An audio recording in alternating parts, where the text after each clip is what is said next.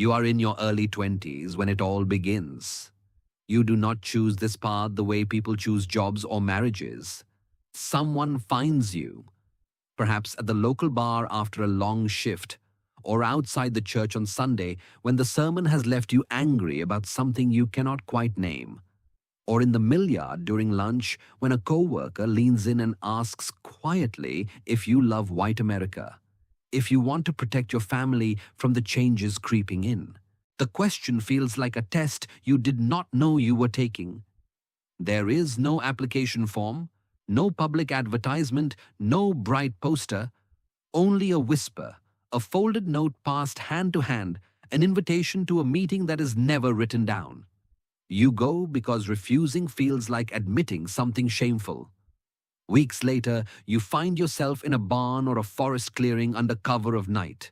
The air smells of pine, kerosene, and fear. A cross is lit. Flames climb slowly. You are handed a rough white robe and a hood that covers everything except your eyes. The fabric is heavy, scratchy against your skin. You repeat the oath in a circle of shadowed figures. Never reveal the secrets. Always remain loyal to the white race, fidelity unto death. They call the initiation fee the Kleck token. You hand over cash folded in an envelope, and in that moment, you understand you have purchased a piece of your own soul that you will never get back. You drive home before dawn with the robe hidden in the trunk, heart pounding every time headlights flash in the rear view mirror. You sleep with it, buried at the bottom of the closet, terrified your mother or wife or younger brother will find it. You wake before sunrise for secret gatherings at odd hours no one can know about. Breakfast is stale bread and weak coffee swallowed in silence. Lunch is eaten at work while staring at the floor to avoid meeting anyone's eyes too long. Dinner is paranoia. Every slow-passing car on your street makes you think it is the police, the FBI, or someone who has figured you out. One night during a small meeting, a new member speaks carelessly. "Maybe Negroes aren't all the same," he says with a nervous laugh, expecting agreement. No one laughs back. The next day, his place in the circle is empty. No one asks where he went. No one says his name again. You learn the first real rule in weeks. Silence is survival. Months drag on. You stop questioning orders. You stop feeling pity when you see a black family harassed on the roadside. You stop feeling much of anything except the weight of the hood pressing down on your skull. Then, at a closed meeting, your name is called. They tell you that you are ready. You are moving up. At 25, you receive the title of Nighthawk, the Night Sentinel, the Watcher of Back Roads. Your job is straightforward. Drive the dirt lanes and secondary highways after dark. An old rifle lies across your lap. Older than you are, 5 rounds in the magazine. The orders are clear and without nuance. If you see a car with out-of-state plates, if you see someone walking alone at night, black, Jewish, Catholic, anyone who does not belong, report it immediately or shoot if the situation demands it.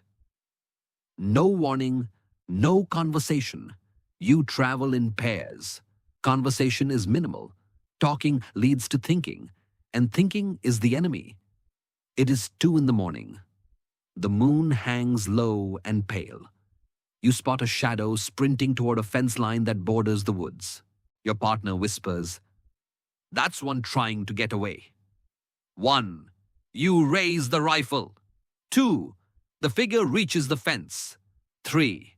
If you fire, you kill someone fleeing for freedom. If you do not fire, you become the suspect. You hesitate for 1 second longer than you should. A shot cracks from behind you, the shadow collapses. Absolute silence follows, broken only by wind moving through the trees. Back at the cavern, the exalted Cyclops pulls you aside. There is no shouting, no threat, just one calm question. Why didn't you fire first? You do not answer immediately. That pause is noted. It goes into your file, a hidden ledger that records everything. From that night forward, you stop aiming at bodies. You aim at hesitation, yours and everyone else's. By 30, you have survived the roads.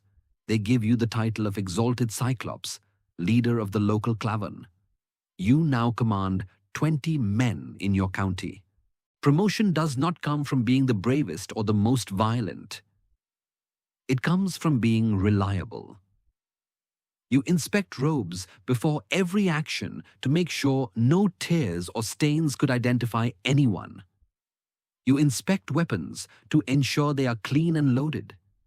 You inspect loyalty with casual questions, prolonged stares, extended silences that force people to fill the void. Every letter from home passes through your hands first. I'm hungry. The crop failed. I miss you. You decide what is safe for them to read and what gets torn up. One night, a fresh recruit whispers during a meeting, "Maybe America doesn't need all of this. Maybe we're wrong." You hear every word. You say nothing in the moment. But later, you write his name on a scrap of paper. The next morning, he is summoned for clarification at a remote house. By evening, his spot in the barn is empty. The others stop talking after dark. Your superior, the grand giant of the province, meets your eyes the following week and nods once. Good awareness. In that moment, you grasp a new truth. Out on the roads, you survived by shooting. Inside the Klavan, you survive by reporting.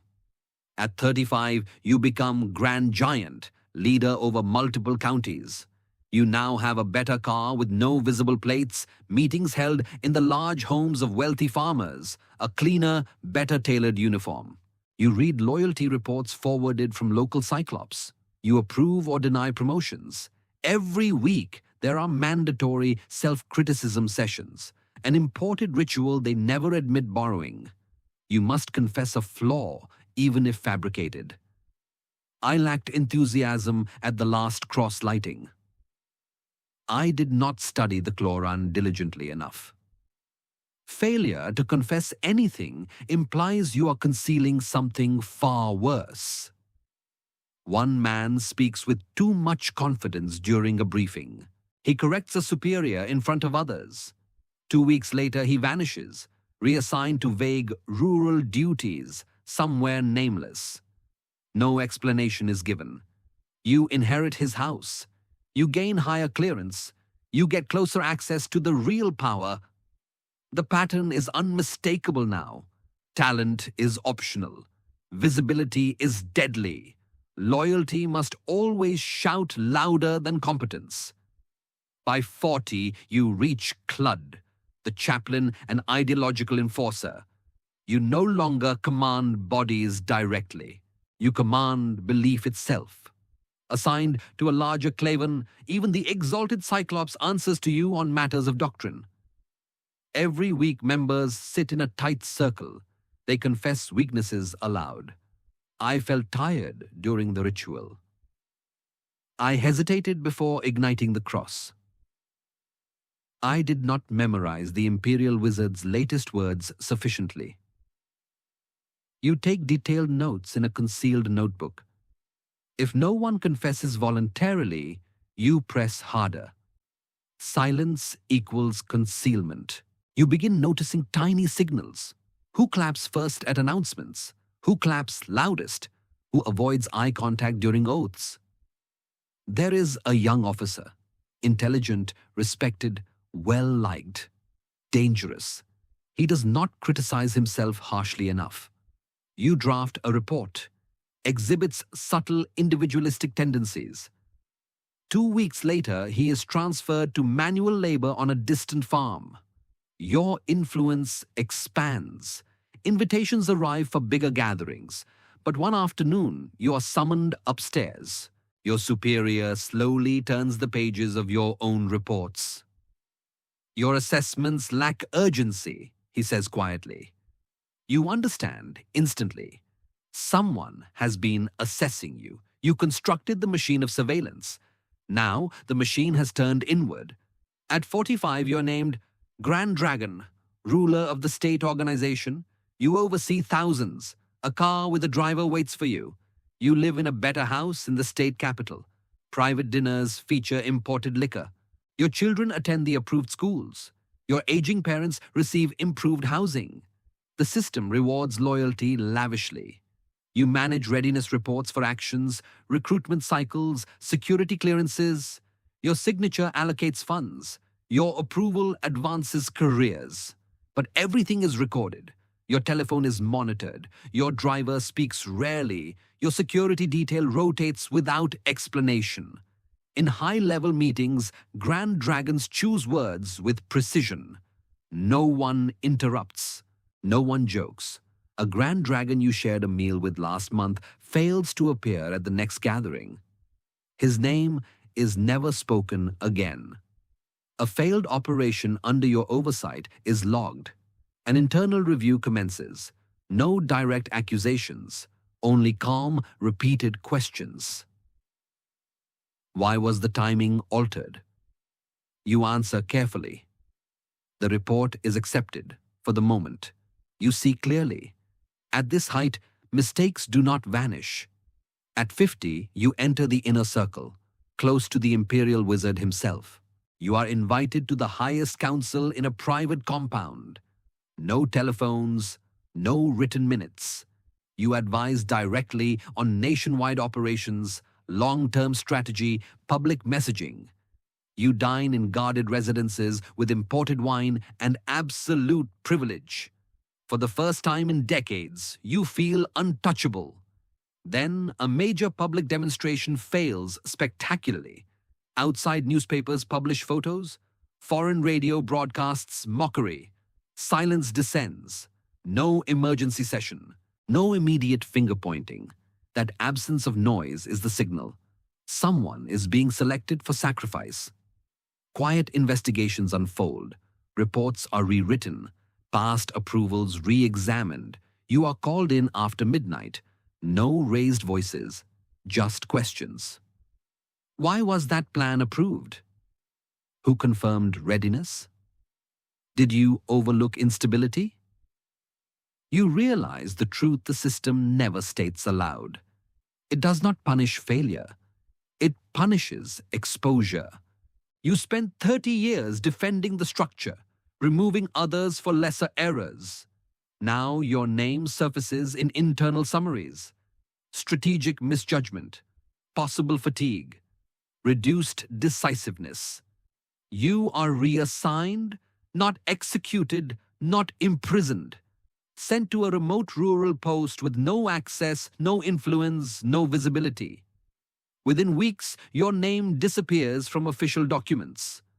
A younger man takes your chair. The meetings proceed without pause. At 55, you are erased. You live in a forgotten rural training facility. No press mentions you.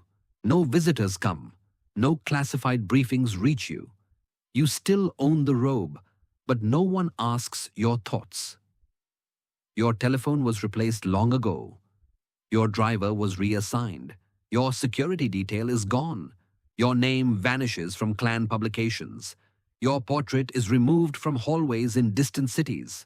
Officially, you were repositioned for organizational needs.